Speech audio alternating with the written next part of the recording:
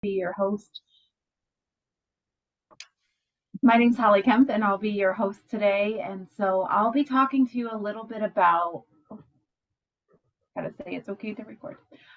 What happens when you need to explain to children or grandchildren that grandma or grandpa is forgetting? So, how to talk to kids about Alzheimer's and related dementias.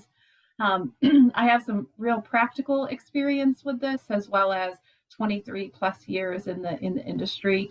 Just in the last year, I had to do a lot of this conversation with my own daughter, and so I've gone through this on a personal level. So happy to answer any questions that you have along the way, as well as provide some practical tips of how I manage this myself. I have an 11-year-old, so we had to start having the conversation around 10. So happy to answer how we kind of went about that outside of the presentation.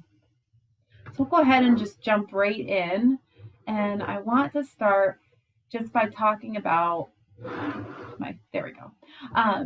Just how important grandparents are to our children. So more and more, I love this more and more when I single out the person who inspired me the most. I go back to my grandfather. And for me, I go back to my grandmother. And so if you know a little about me or you know anything about my story, you know that I spent a lot of time as a child growing up with my grandparents, kind of at the center of my world. So we spent every weekend and every summer at my grandparents' farm. So they really shaped a big part of who I am as an adult, and certainly influenced my childhood. And so I was lucky enough to have my grandmother to 94 years old. So I actually had my grandmother longer than I had my father. So my grandmother just passed in February, and we had her until she was 94. And she did have a dementia condition. And so the last couple of years in particular were more challenging. But I can say that she shaped a lot of who I am, and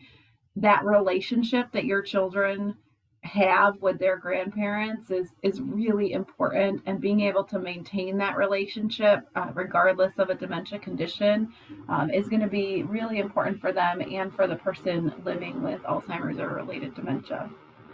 So I want to start with we're going to cover 5 practical tips, things for you to do when having this discussion. So the first thing I want to talk about is the importance of really explaining like what is happening. Kids are just generally super curious people, right? Like they want to know what is happening. They want to know how to communicate they want you to explain to them, how do I communicate with grandma or grandpa? So let them really know what is happening. You want them to understand Alzheimer's, you want them to understand what dementia is, and you want to explain it to them in a way that's at their level. So every child is a little bit different, and you want to be mindful of what they can handle, certainly. But I do think it's important to be really practical and matter of fact, so they understand what the dementia disease is and understand that it truly is a disease. I think that's a critical part as well. So depending on the diagnosis that you have received as a family, you may talk about dementia or you may talk about Alzheimer's, but let's talk about those ourselves right now. So I want to talk a little bit about how you define dementia to a child. So let's start with Alzheimer's disease. So what exactly is a kid going to hear when they hear Alzheimer's? What do they want to know about Alzheimer's as a condition? They want to know, first of all, what does that mean, right? It's such a foreign word. So we want to explain to them that our bodies get sick. And just like our bodies can get sick, so maybe we get a cold, maybe they've recently had one, you can certainly use something practical to explain it. Our bodies get sick, and as our bodies get sick, it may be that we have a common cold, it may be that we have a cut that's injured, maybe your child has a condition that you can explain, maybe they have asthma or something like that, and you can use that to explain. But people can also get a disease or an injury or an illness in their brain. And so that's what's happened to grandma or grandpa, and really explaining that it is a condition or a disease and it's not the individual's fault. And that because of this disease, they're going to see some changes, and explaining what are some of those changes. So you might see that grandpa doesn't remember your name when you visit anymore. You might see that grandpa starts to do some things that might appear a little bit odd to you. You may see that, for example, grandpa has a hard time with word finding. You may see that grandma is just really confused when she's trying to have a conversation with you. So give children that real practical view, and let them really understand what's happening. I see that my screen froze, so let me see if I can fix that. I'm so sorry. Sometimes that does happen, so I appreciate your patience. Happy to answer questions while I go ahead and fix that screen issue. I'm so sorry.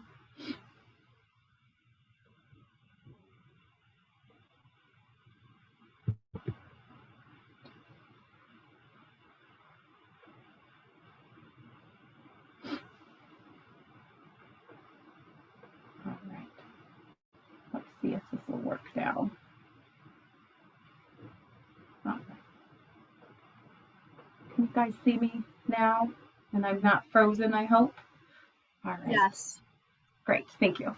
So just back to Alzheimer's, and I'll share my screen again here in a minute, but I want to make sure that you can see, see me as well.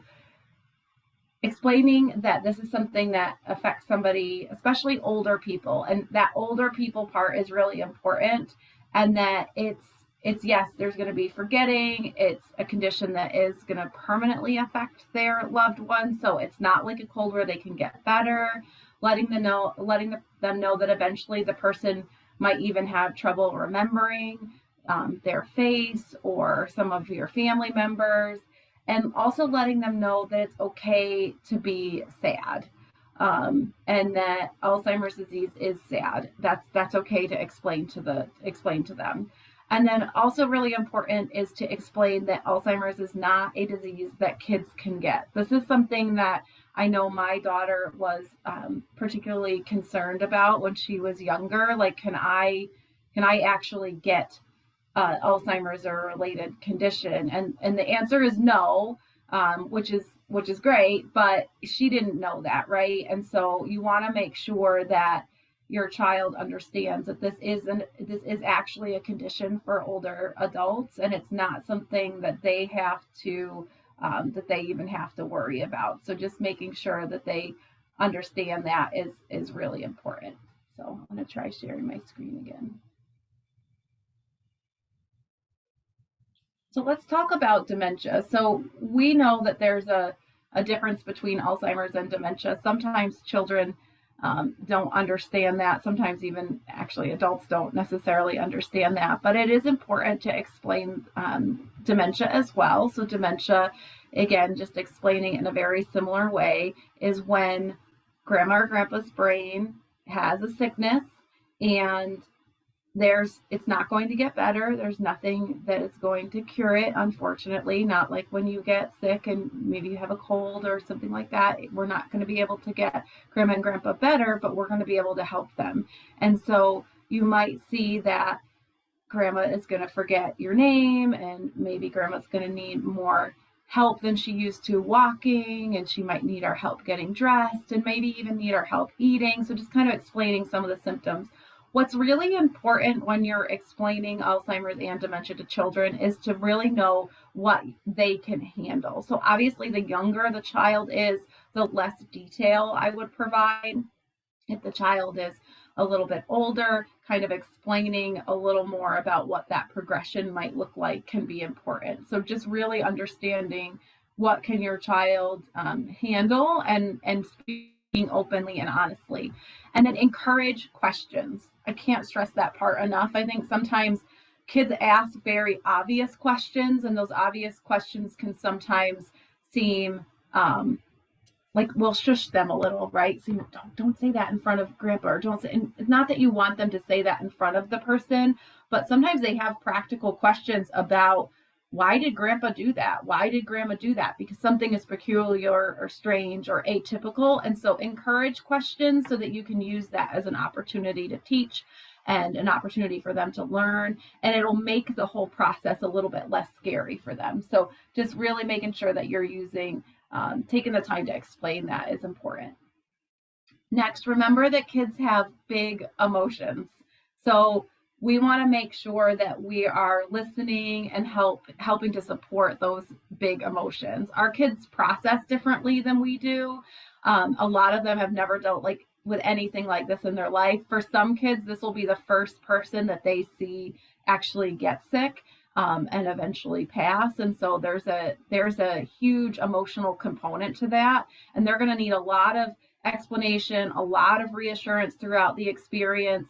And then, like I said, a lot of education and kind of explaining that X thing is happening because grandma or grandpa has Alzheimer's disease or a related dementia condition. So making sure that you are supporting their emotions and trying to empathize with their emotions, and also looking for ways that they may be expressing those emotions that are not, maybe it's through behavior. It may not be verbal communication. And so making sure that you're aware of that and trying to get to the underlying issue so that instead of being upset that your child is angry after a visit, you're able to kind of come around and support and say, I know that must have been really hard for you. That was very difficult to see grandpa like that.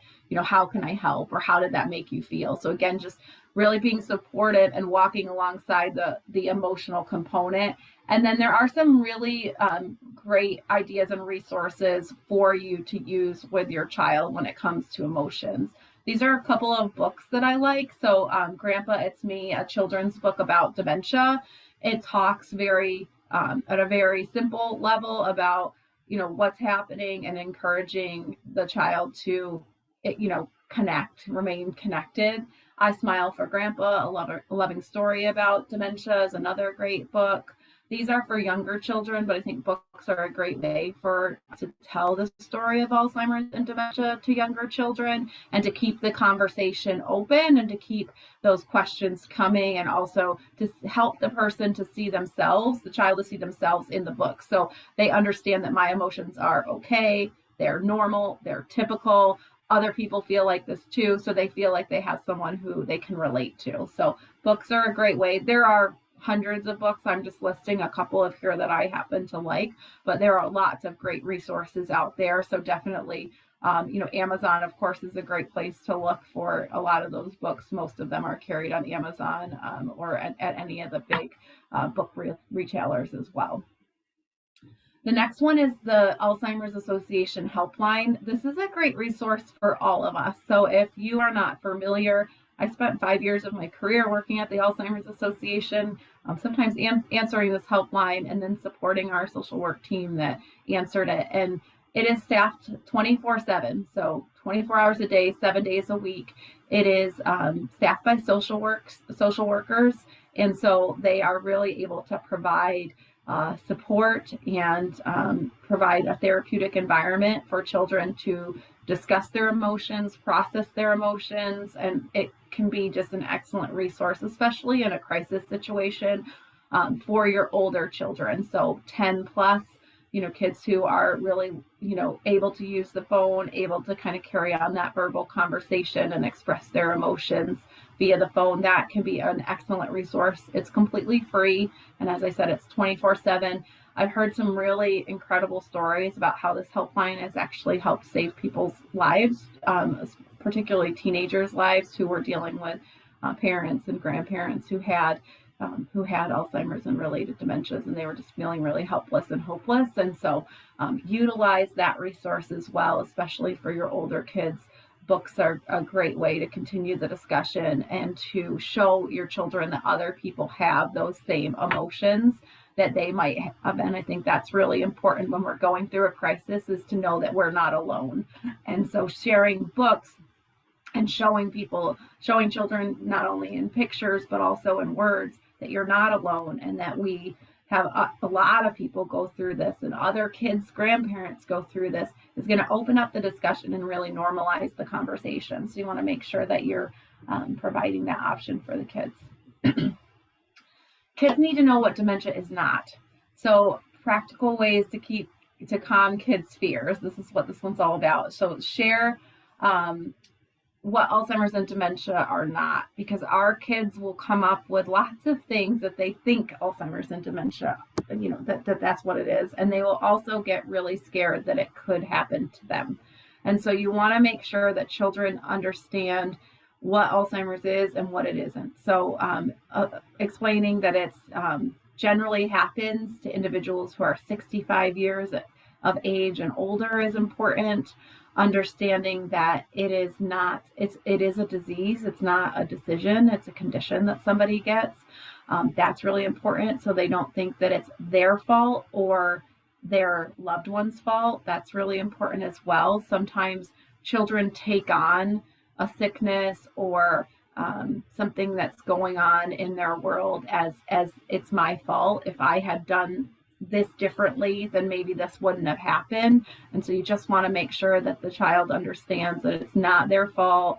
It's not the person living with the condition's fault. This is a disease that happens to older adults, and that, again, they can ask you questions about it and you're happy to explain it, talk to them about, what's happening in the brain. The other thing some children might need to hear is that this disease is not contagious. This is actually pretty common, that kids will think that they are going to catch it if they are near that person. So just really explaining that it's not contagious. If you think about it from a child's perspective, a lot of the things that they encounter as diseases or conditions or sicknesses are things that they can catch from other people. So just letting them understand that this disease is not contagious, they're not going to catch it by being around their grandparents, might actually open up their hearts and minds to want to be closer to that person and to not maybe feel like they need to avoid the person. So just kind of keeping that at top of mind.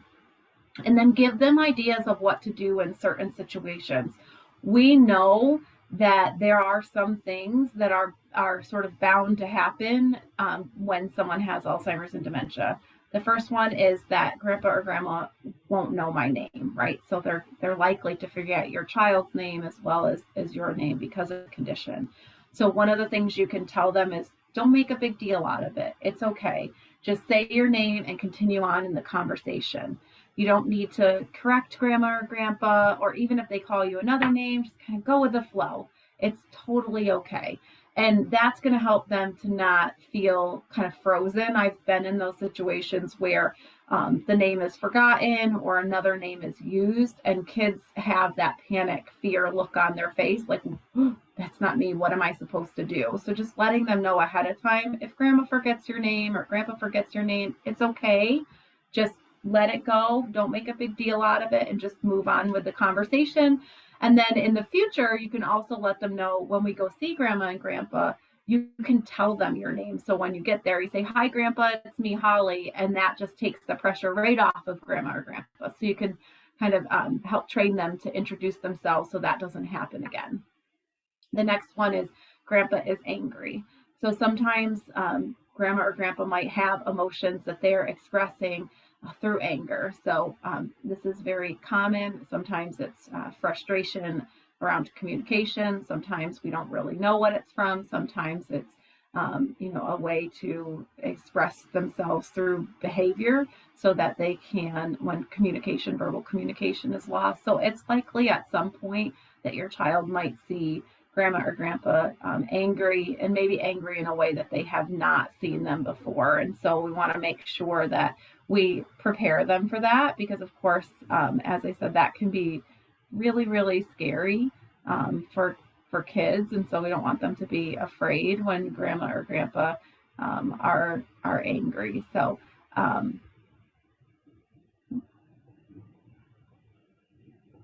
all right. And so something they can do is just say, like, empathize. So say, I'm sorry you're having a bad day. Maybe offer a hug if they feel up to it. Or they could even take a break from the situation. They do not have to stay in the situation or feel like they have to fix it. So definitely encourage kids to do what they're comfortable with. And empathy is probably the most important tool they can have in their toolbox when it comes to anger. Like, I'm sorry you're having a bad day. I'm sorry you're upset. And then what if your child says, I feel sad or angry about what is happening to grandpa?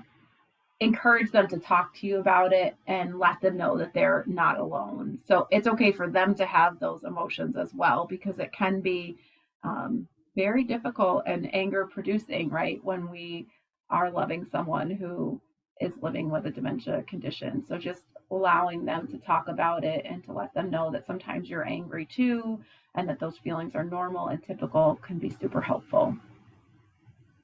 Our next tip is around giving kids tools in their connection toolkit. So show kids how to interact and help kids to keep their cherished connection to their grandparent. Kids need to be shown how to interact in a way that's going to result in a productive connection with their grandparent, because some of the typical social things that we would do, we can't do anymore. And so it's super helpful if we're teaching our children ways to connect that don't rely on some of the short-term memory storage and retrieval that their grandparent no longer has access to. So one of the things you can do, and you can do this all the way into the latter stages of Alzheimer's and dementia, is sing. People living with Alzheimer's and related conditions maintain musical memory well into end of life. And musical memory is just an excellent way to help to connect, but also to produce feelings of joy and comfort. And it's something that the person living with Alzheimer's and dementia can access words to songs, the beat, the sounds, all the things. And so it's a great way to connect. And of course, a lot of children, especially younger children, love to sing and dance. And so this is just an excellent way to connect. So encouraging your child to make a playlist of their favorite songs, songs that grandma and grandpa might know, and make that playlist and bring a speaker with you during your visit and connect in that way would be a great way to maintain connection. Encourage your child to share old stories, and you share old stories too. So when we talk about things that are in the past, stored in our long-term memory, our loved ones are going to be more likely to participate in the conversation and to be able to feel like an active part of it. When we are trying to talk about what happened today or 5 minutes ago, it's very difficult for the person living with Alzheimer's or dementia to feel like they can be a productive part of that conversation, because they don't have access to that information. That information is missing for them. So if we talk about things that happened 20 years ago, or ask questions about things that happened, when they were a child, that's where they're able to access information. So encourage your child to share old stories or ask questions about old stories. So one of the things as parents that we can do is give 2-3 questions that can be sort of conversation starters when your child and your parent are chatting. So for example, maybe you say, Grandma, what was your favorite food when you were a kid? And that person can tell the story. This is something we did a lot with my grandmother. Tell me about your mom. Did your mom like to cook? Didn't you say that at Christmas you used to get an orange in your stocking? And once we kind of started the memory, then she would just share all that fun information and wisdom and all the stuff that now we can cherish now that she's no longer with us. So we actually learned a lot about her history and her story and her childhood and her brothers and sisters and all of that. So it's really lovely for us. But in addition to that, she was able to really kind of lead the conversation and be in charge of the conversation. So it worked out really well for all of us. So I encourage you to give those conversation prompts to your child. It can be a little note card or a little laminated card. Another way to do that is to look at old family pictures. So pull out old photo albums. This is something else we would do. We had a lot of pictures of grandma and her life around her home. So sometimes looking at those pictures can help to produce a memory. And then you can prompt as well. Is this your uncle? Was this at your wedding? And then that little bit of prompt is able to activate the long-term memory, and the person can then share tons of detailed information and stories with you.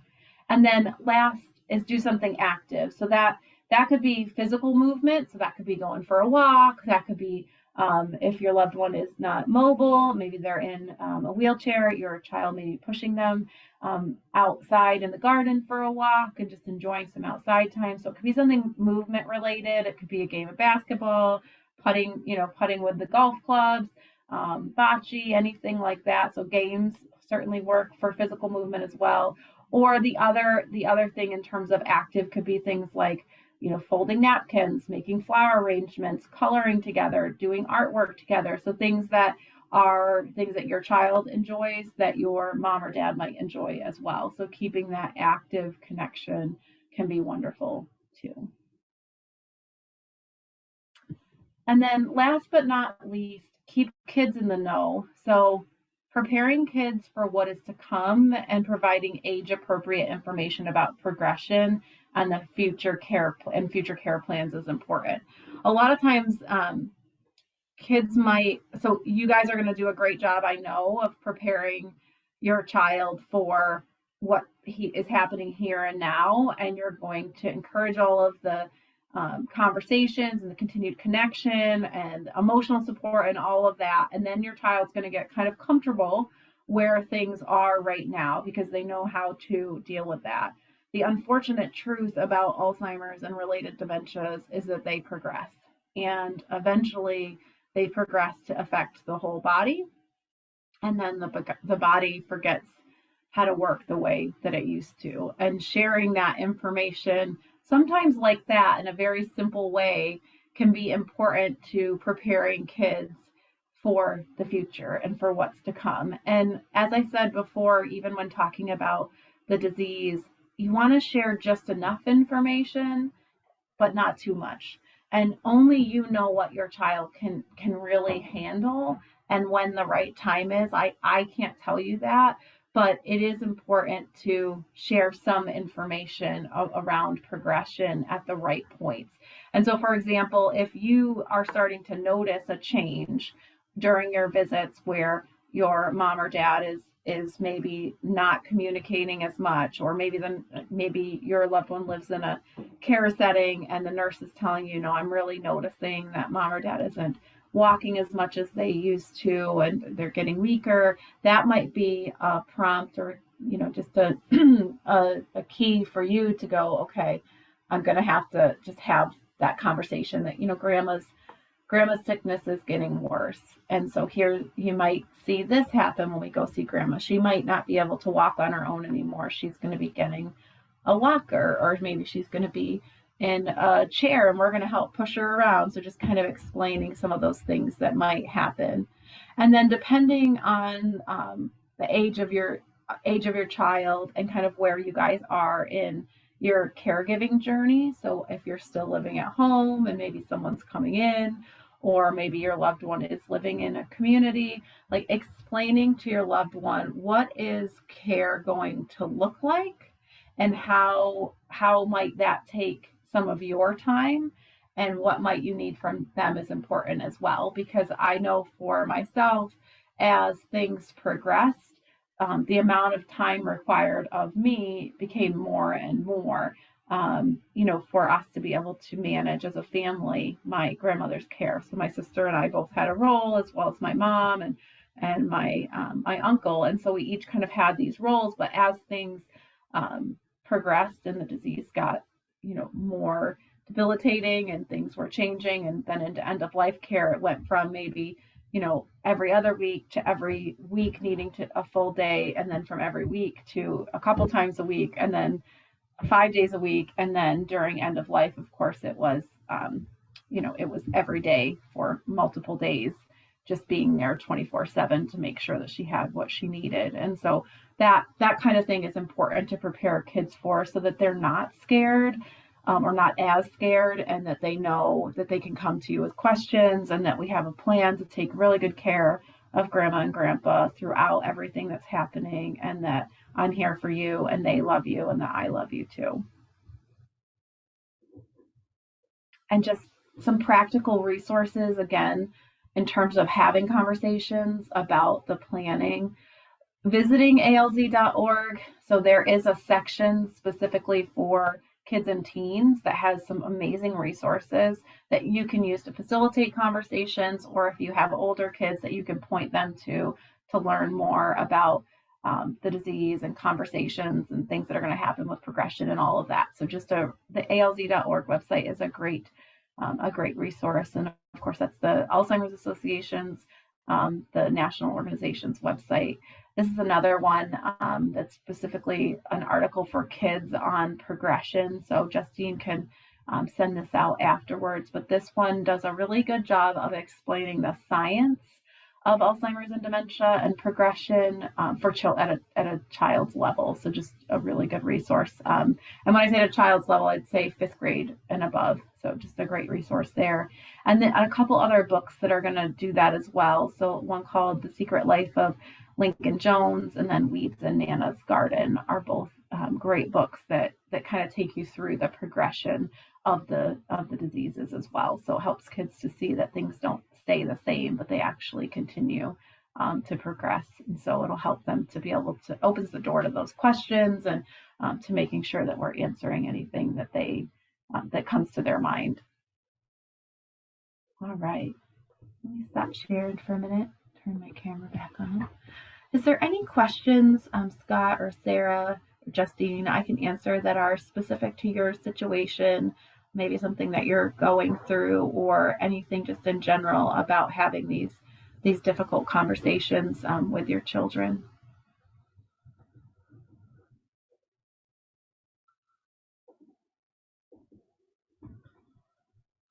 You can put it in the chat. You're welcome. Yeah.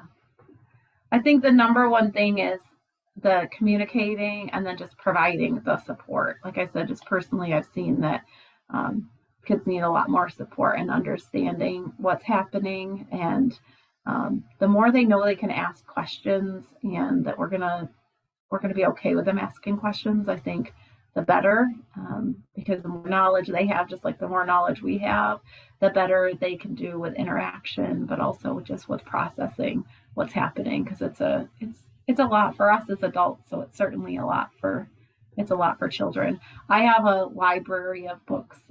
I can't recommend those enough either. Those books served me really well. And actually, there were a couple that there's one called Grandma's Cobwebs, which is a friend of mine wrote that book. And so I had that in our library before we dealt with this as a family. So that's another great resource, Grandma's Cobwebs. So I read that one to my daughter before my grandmother had dementia. So years ago, I started reading her that one just because it's a really great read. And she knows that I work with older adults. And so she was curious about it, and it became one of her favorites. And turns out it was great benefit to us later on, because it did open that door for conversation later in life when she started seeing some of the symptoms in her own loved one. So super helpful resource.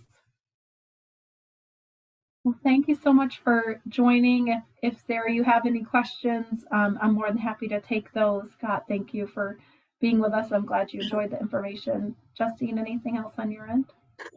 Yeah, I was gonna say a book that I really like that is good for kids is the Remember Balloons.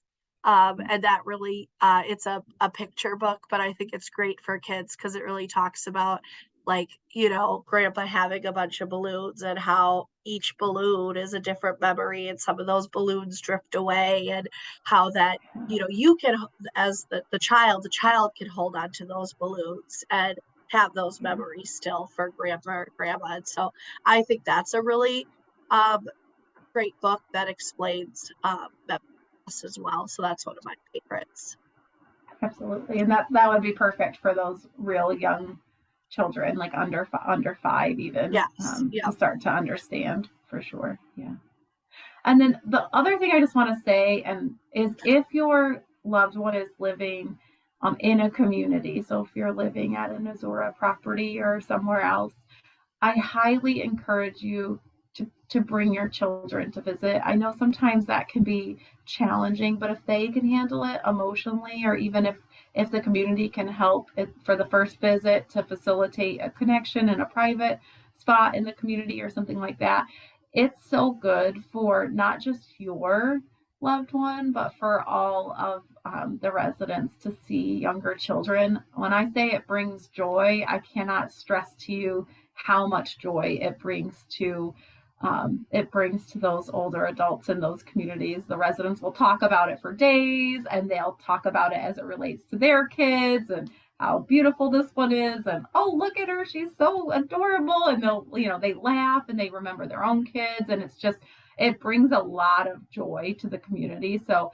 certainly to your own loved one, which is obviously your primary focus, but I also just want you to know that even just walking through the community with your loved one is or with your child, residents love it.